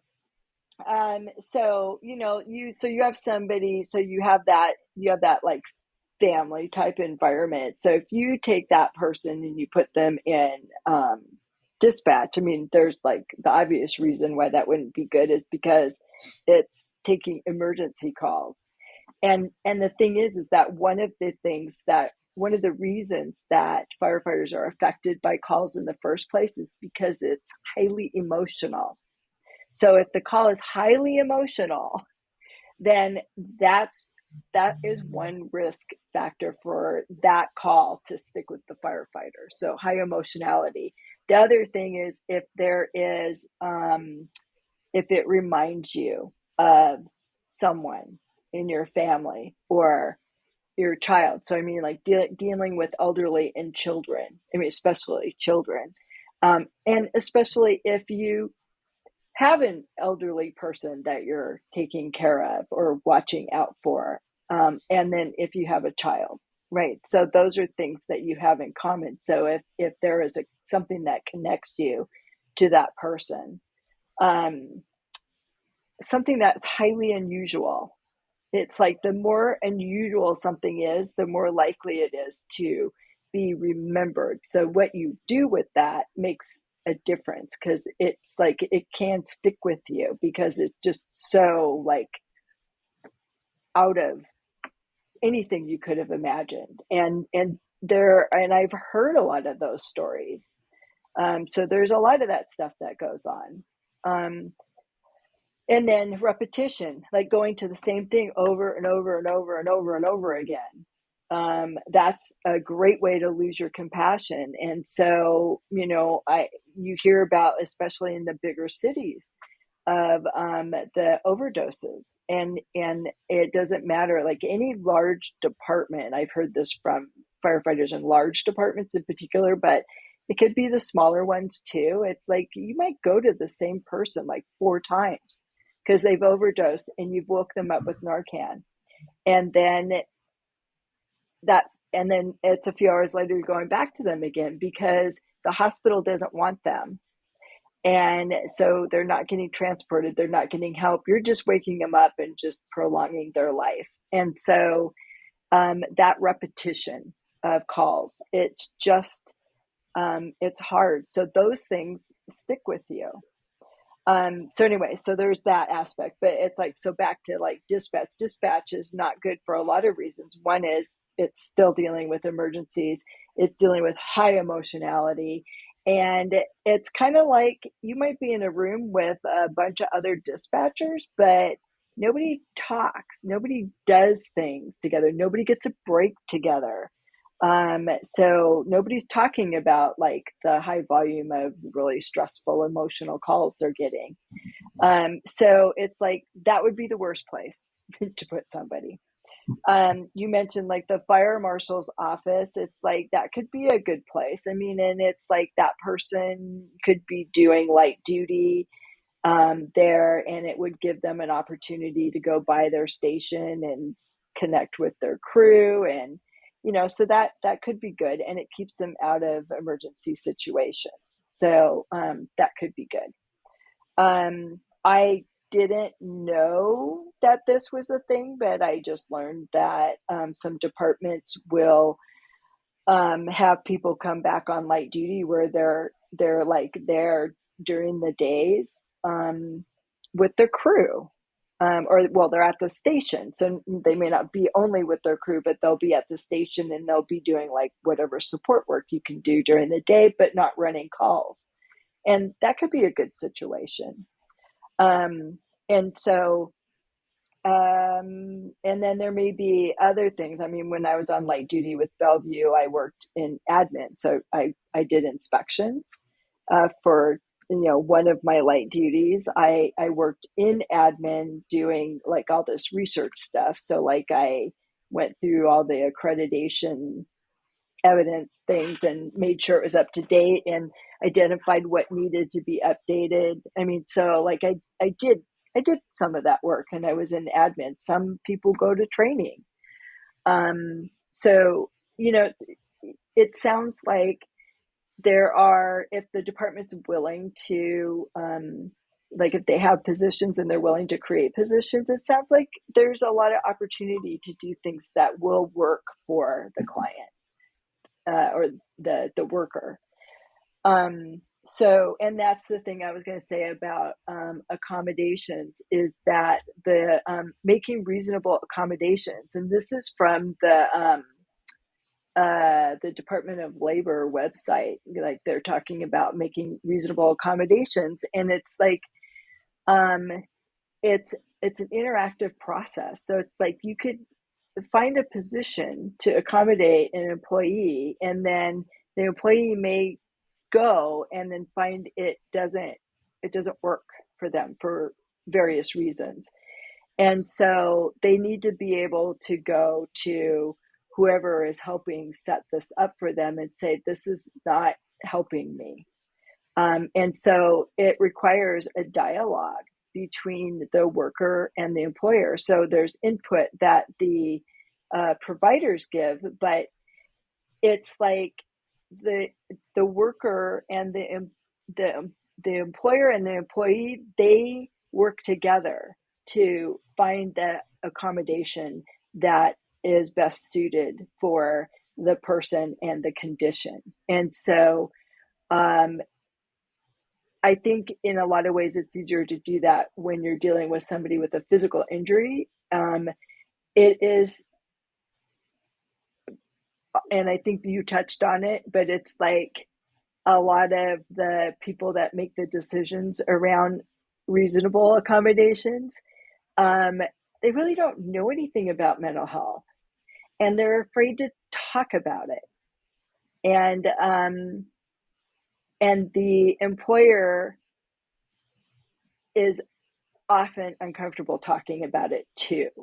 Or I'm sorry, the employee is uncomfortable talking about it and what their limitations might be right now. And that's the biggest thing. This is a refrain I have for all my clients is you need to, whatever it is that you're saying, I can't, whatever struggle you're having is you need to add right now or yet. Like, I can't do that yet. Or this is too hard right now. So it's like you just need to add a time limit to it. But it's like there are a lot of things that they may not be able to do right now. And that's why that discussion between the worker and the employer needs to happen so that it really can be a healthy accommodation. Because too often there are these accommodations made that put the employee in a position of increased stress, but for a different reason. So there needs to be dialogue. It needs to be an interactive process. It's not a done deal. You put somebody in position, you need to be open to move them positions, and get them back, because it in most instances it is healthiest for the individual to be back to work and around their like second family. Now there is an issue sometimes where just going to the place where they develop their PTSD, that's like one of the hallmark symptoms of PTSD. It's one of the avoiding symptoms, like avoiding people, places, and things that remind you of the incident or incidents. So it's like sometimes just going into the city is too much.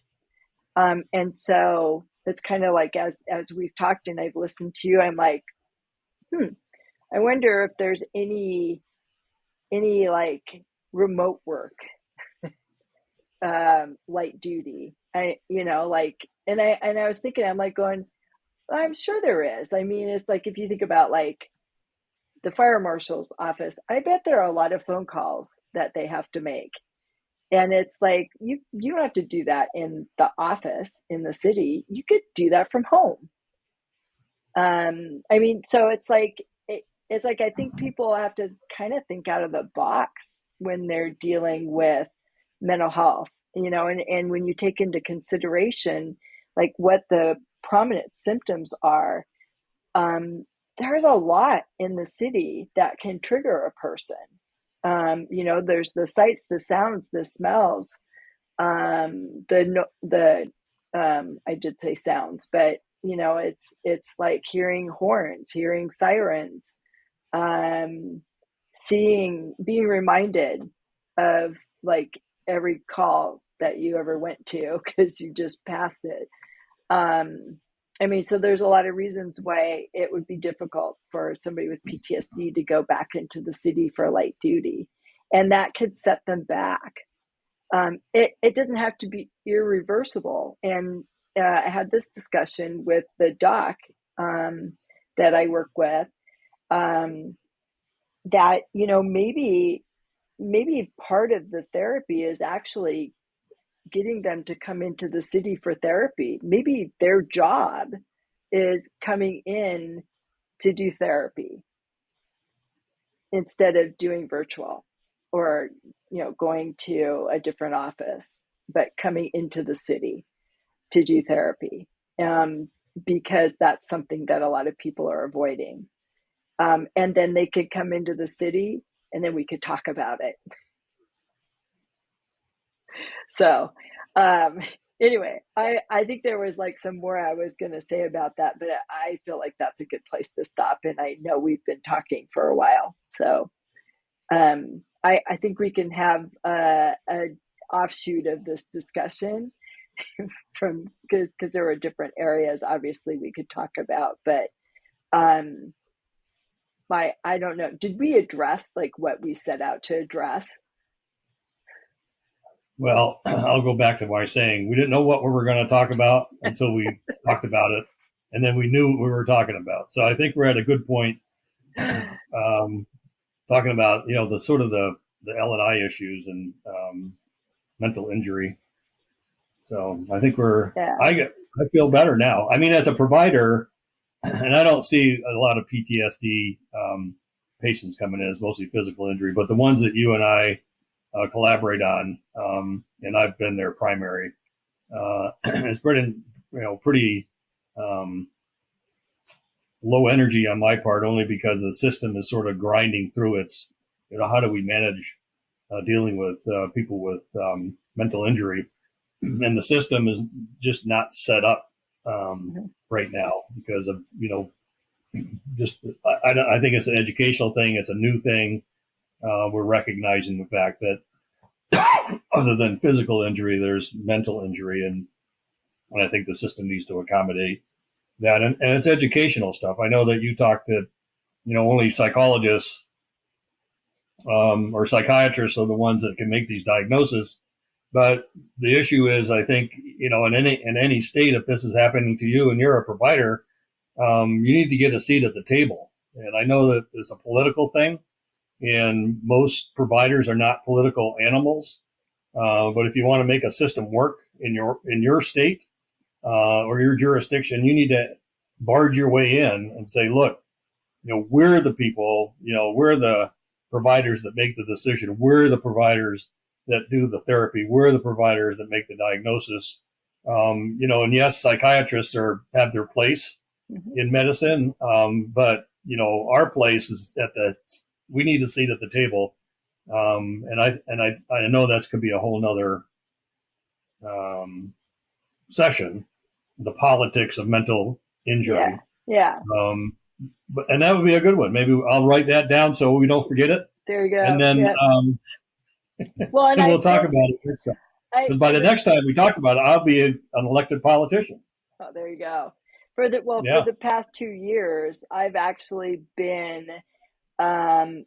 testified before committees for changing the language in not just the presumptive law, but in general, where mental health ends up being the primary issue, like in which it can happen. So sometimes somebody gets a claim open for mental health because it interferes with their physical rehabilitation.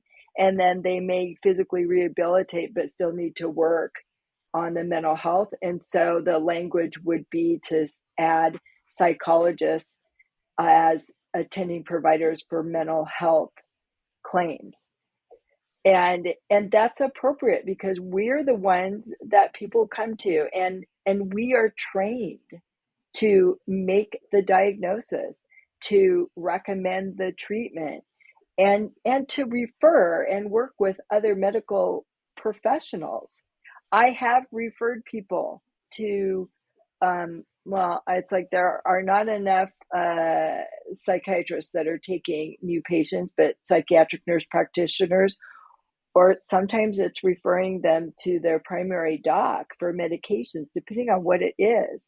You know, if they're depressed and they need an antidepressant and they can't get in to see a psychiatrist, then I'm like, well, talk to your primary care doc and see if they would be comfortable prescribing. If it's more serious, I mean, for PTSD, if they have a lot of symptoms that need to be managed and it looks like they may end up needing a combination of medications, which can happen, then it's like they need to see a psychiatrist or a psychiatric nurse practitioner. They need to see somebody that is well versed in psychiatric meds. And that might be a bit unreasonable for like a general practitioner or a PA or anybody else, any other provider that can prescribe. So there are cases we can bring that where up next time we have our next session. Yeah. But anyway, but it's like I'm perfectly capable of recognizing that and making those appropriate recommendations, because it's always in the best interest of my client. And I will fight for my client if I have to. But it's like I don't like to have to do that a lot, because it's hard enough dealing with people's PTSD, and that is trauma, and PTSD is what I see. And when you have to throw in this other stuff, it's hard. So, and it's hard on the providers, which why you're seeing so many providers dropping off. So anyway, but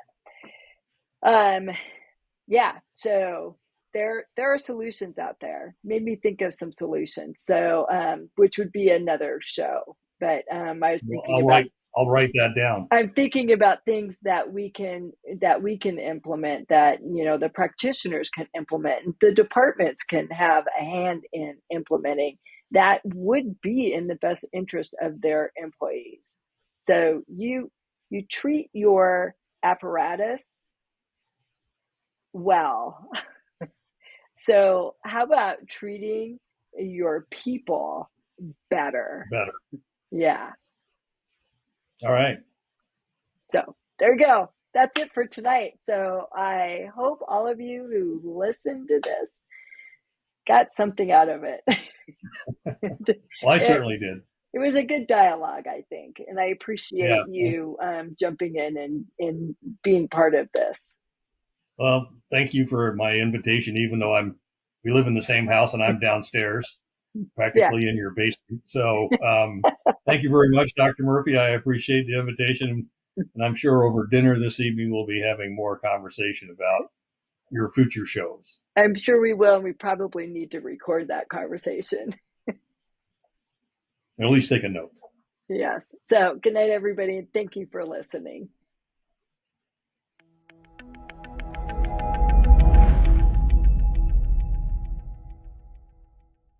The Fire Store, equipping protectors with passion.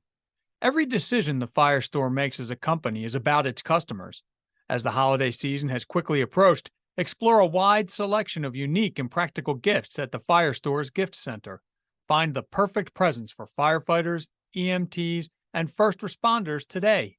The Fire Store's goal is to get you the gear you need when you need it at prices you can afford. Visit thefirestore.com for everything but the truck and shop its family of brands including Streamlight, MSA, Lion, FLIR, and more.